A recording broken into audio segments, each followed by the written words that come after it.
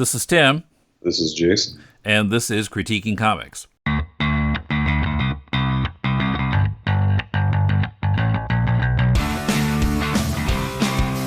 Welcome to Critiquing Comics. This is Tim in Tokyo with Jason in Portland. How are you doing?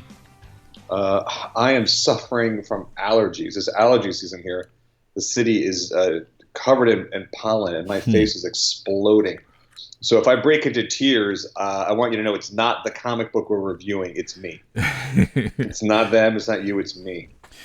Okay. They're filming a horror movie called Pollen. Oh, they are in my sinuses.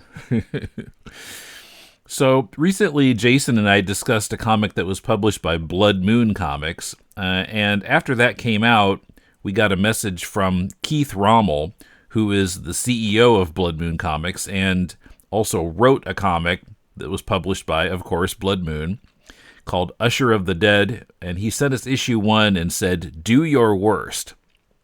Can I interject on that? I don't want to do my worst. I really don't. I've worked hard to be a kind human being. I get no pleasure in telling people like an unflattering opinion that I have, and they're just opinions that I have. I've become a teacher in the past couple of years. I love teaching comics. I love helping people solve problems of making comics to find their voice so they could do it themselves. So I don't want to do my worst. I want to say kind things. So always with any review for everybody, if you hear something, take it as just creative criticism. It's not personal. We're all evolving. We're all growing our craft. It's not personal. You don't hear the sound of sharpening knives as you're talking here. It's not. We don't set out to attack the comics. No, I love comics. I want comics to be good. So if I give you feedback on things that you can improve, it's only so that I can help you learn from mistakes that I've made. And my early comic books were damn terrible, Tim. Damn terrible. You suffered through reviewing them, you know. Well, I remember what was the one you did with Paige? The Martian Confederacy. Martian Confederacy, yes. I thought it was all right. See? I got an all right from Tim. It's been a while since I read it. That's been a long time ago. That's been... You know what? Let's just leave it with 15 all years. right. All right is good. I think it's been 10 years since the last one came out. And Paige and I are still in touch. And she drew a little sequence in my current book, Ghost Band. I recruited a bunch of my artistic friends and former collaborators like Paige and Tony Talbert and Rasan Ikadale and Justin Greenwood and some new people just to help me finish the book. And it goes so much quicker when 4 or 5 artists are working at the same time. Mm-hmm. So anyway, Okay. Paige and I are still in touch. But yeah, that book was, it was one of my early books. I look at it and I think a lot could be improved. So with anything, I don't think any reviewer wants to say bad things. I'm not I'm not in junior high. I don't. Back then, I would have loved to torn people to pieces. But these days, I think a rising tide lifts all ships. So I'm happy to talk about the work, and I'm especially happy to talk about Usher of the Dead. So I'm getting an idea of what Blood Moon likes to publish. Uh-huh. Well, it's right there in the name of the company. Right. They're not romance novels, for sure. There is a supernatural sort of horror feel to these books, almost with like a theological bent to them. Yeah. Right. Their religion is a part of this. Mm-hmm. And so we got Usher of the Dead, and I would say it's of a different piece than the former book that we looked at. Yes, definitely. It's the same genre, Mm-hmm. but the execution is much different. Should mention the artist's name is Samir Simao, if I'm reading that right. And I quite liked the art, particularly some of those early pages where you're seeing the Usher in darkness and you get a big close-up of his face. I thought that looked really good. That was a great introduction. So the PDF, just as an aside to anyone, to Keith and to anyone sending books out for review or sending your PDFs out in the world, There was no contact information on this PDF. There was no cover. There was no credits. It just gets you Yeah, right into the comic. but I don't know who to So, compliment, right? So when I was reading it, I was like, did Adam Kubert draw this? Because this does ooh, have an Adam Kubert type feel to this, does it not? hmm. The colorist, the letterist, it could all be the same person, but just in general, anytime you put your work out into the world, you want to have some sort of contact information. Sure, I could Google the name and do a little bit of internet research, but the more clicks you are away from fame and glory, the more clicks you are from fame and glory. Yeah.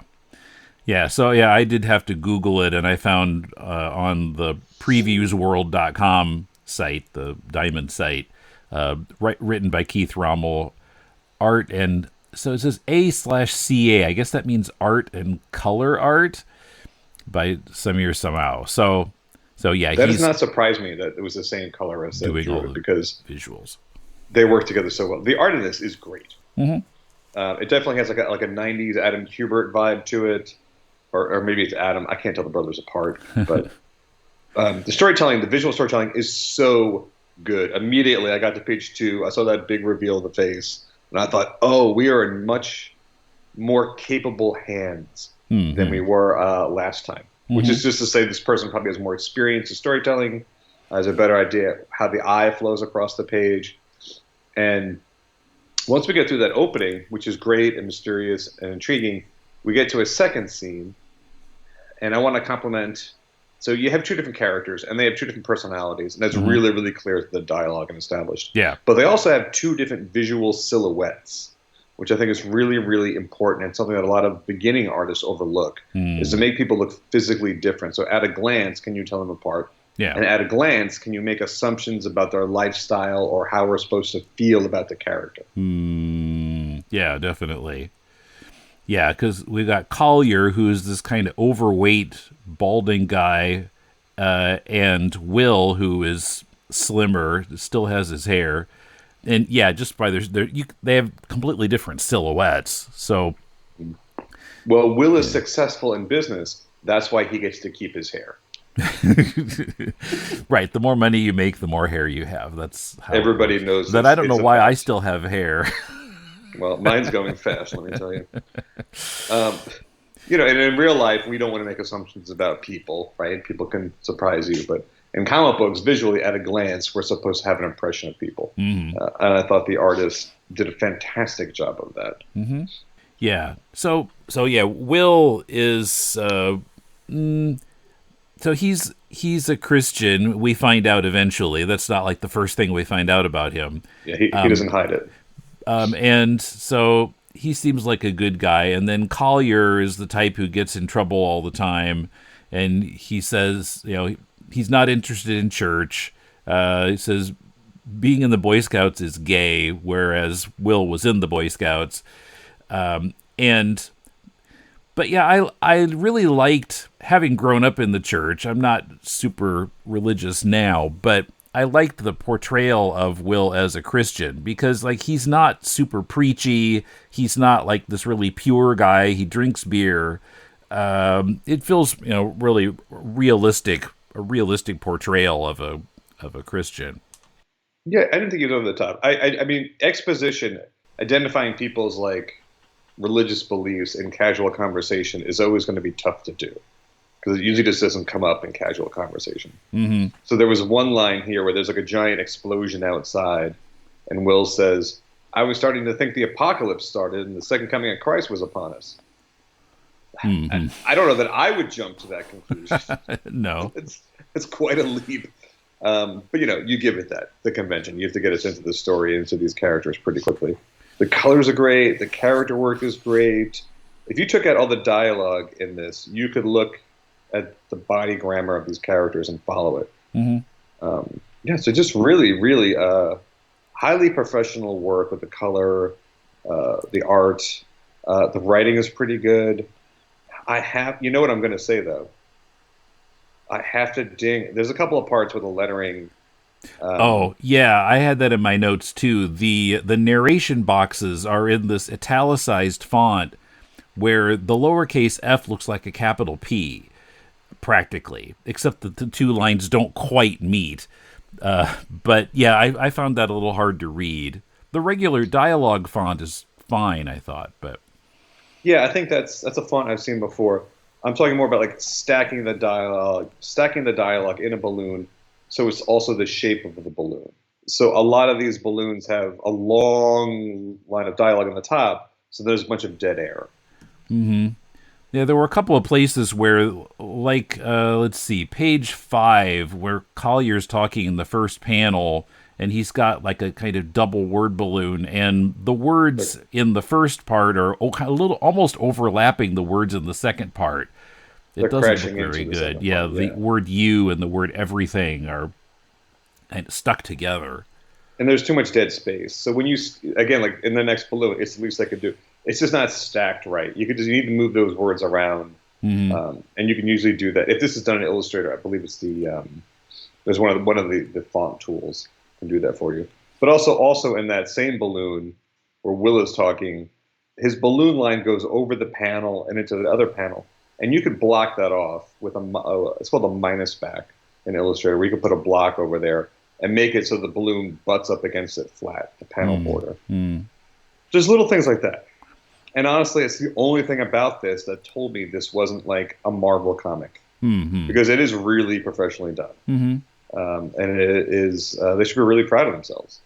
Making independent comics is tough, and they made a really professionally looking comic. Yeah, yeah, Um, definitely. does a lot happen?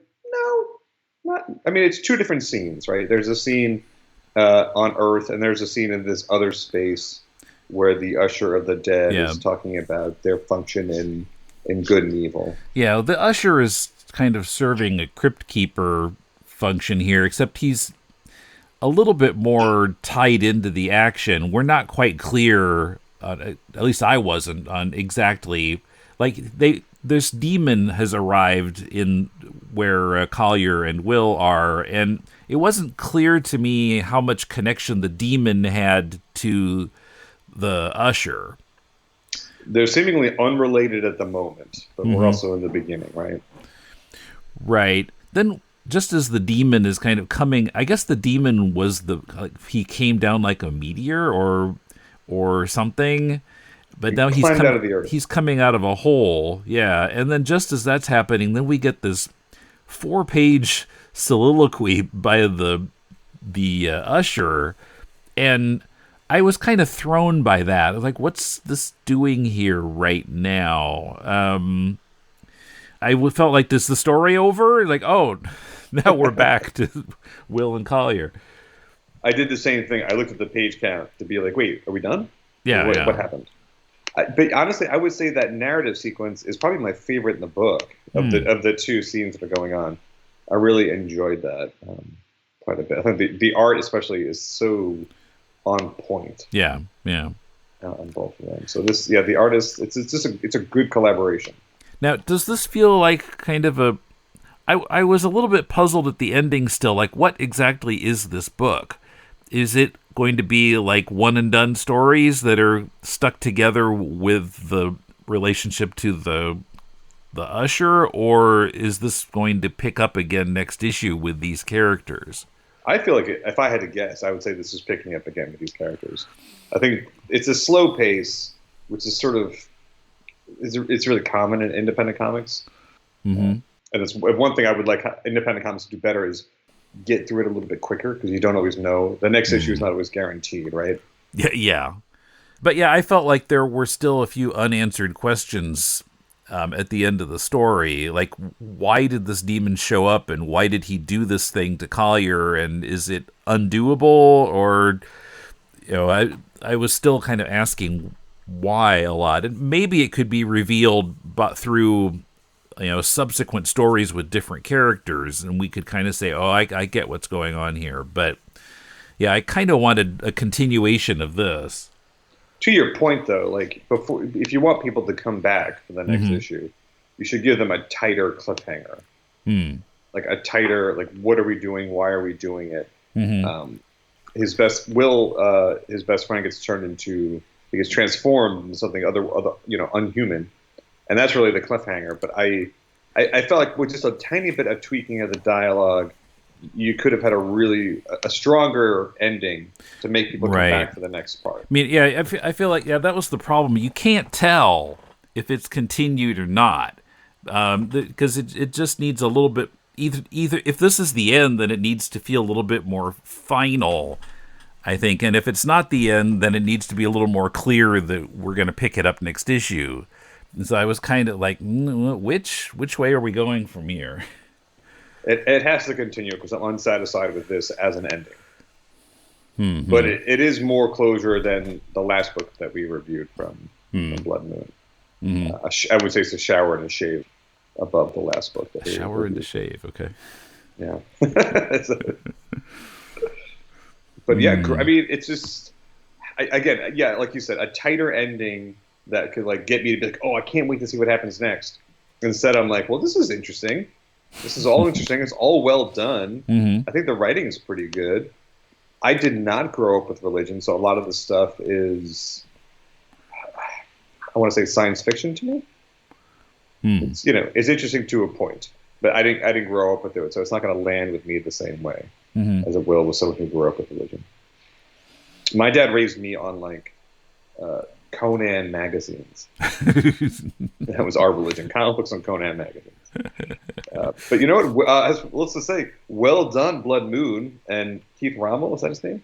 Yeah, Keith Rommel. Mm-hmm. Yeah, it's not easy to produce a book that looks this good and this professional. I would fire your letterer. I'm sorry to say. I would. Yeah, I don't know who the letterer is. Diamond Previews doesn't say. It might be the writer. And we don't have anything in the PDF. Honestly, it might even be Keith. Possibly. I letter my own stuff. There is a book that came out from Image Comics called, I have it right over here. It is called The Comic Book Letter by Nate Picos. And I'm pretty much halfway through it, and it has changed a lot of my practices with comic book lettering. I would highly recommend it. Also, Comic Craft has a guide to lettering that's like $10. The Nate Picos book is $15. You will get your money's worth within a few chapters. Within one chapter, you will get your money's worth of $15. Mm-hmm. So, like on page 3 here, there is narration that is over like an ink splotch, and it's hard to read because you have white that's over a splotch that is white and black and cream. So, and honestly, this is the hardest thing to get right. I see a lot of, even with the thesis kids I work with, they'll write and illustrate something beautiful. But lettering is a hard thing to get right. And if you can hire an experienced letterer, is going to charge you $15 a page. It's worth the money, I promise you.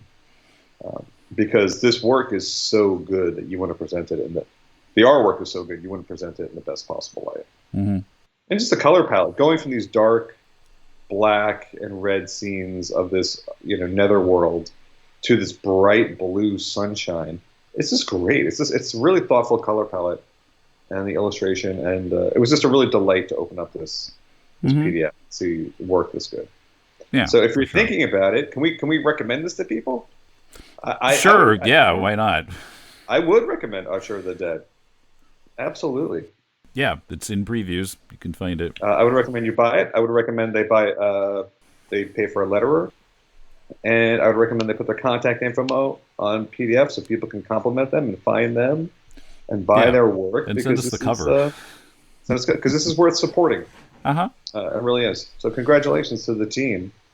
And I can't wait to see. Send us the next one. Or tell me how to buy it. Because this is good. You said it's through Diamond Previews. This will be in comic book stores? Oh, okay. It's a 2-issue series. So presumably... It says book 1 of 2. So maybe it is a continuation of the same story and then finished. Well, good for them for keeping it manageable and not, an 87-part series that will take their whole lives to get done. Yeah, let's start off with the magnum opus.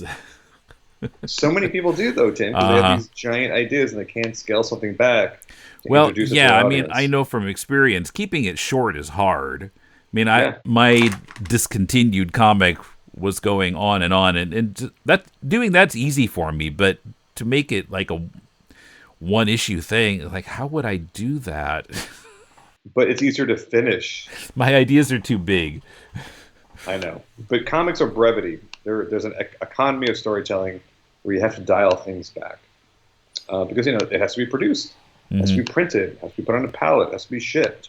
All these things add to a budget. So anytime you're conceiving a project, one of the first things you have to think about is how big is this? Like, what is the scope of this? What are we building? And you can't really change it once you start. You can't start building a 1-bedroom house and decide you want a 3-bedroom house. So I think if you're just starting out, do what Keith is doing. Do a 2-issue miniseries that's pretty good.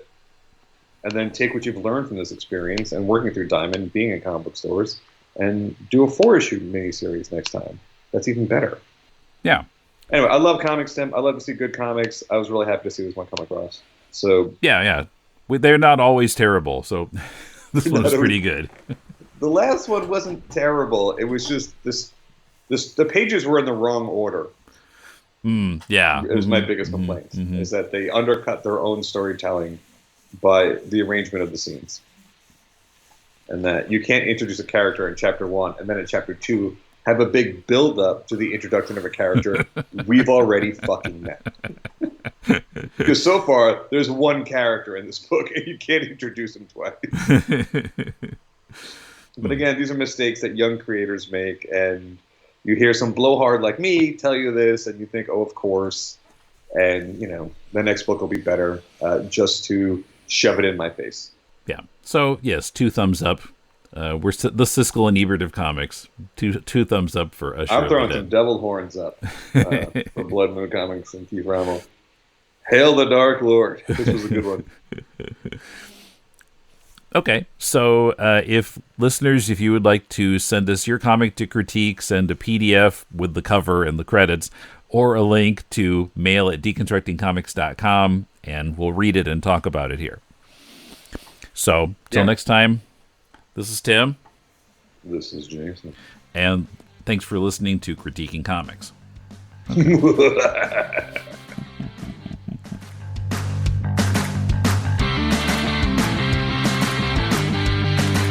I bought issue 2 on Comixology, Amazon, and read it, and it wasn't the end of the story. So I'm not really sure how long the series is meant to go on. But it's interesting. So thanks for listening. We'll see you next time.